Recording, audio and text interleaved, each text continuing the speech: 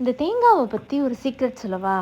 First இது தேங்காவே இல்லை, ice cream, coconut milk ice cream. இந்த ஐஸ்கிரீமை யார் வேணாலும் செய்யலாம். அவ்வளோ ஈஸி, அவ்வளோ சிம்பிள். அடுத்து ரொம்ப முக்கியமானது, டேஸ்ட்டும் அல்டிமேட்டாக இருக்கும்.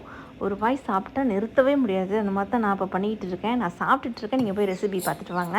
எந்த பவுலில் ஐஸ்கிரீம் பீட் பண்ண போகிறீங்களோ அந்த பவுலை ஃபஸ்ட்டு ஒரு 1/2 மணி நேரம் ஃப்ரீசரில் வச்சு எடுத்துக்கோங்க. அது நல்லா சில்லுன்னு இருக்கணும். அடுத்தது நான் விப்பிங் க்ரீம் யூஸ் பண்ணுறேன். உங்கள்கிட்ட விப்பிங் க்ரீம் இல்லைனா ஃப்ரெஷ் க்ரீம் கூட யூஸ் பண்ணலாம். க்ரீமும் நல்லா சில்லுன்னு இருக்க மாதிரி பார்த்துக்கோங்க.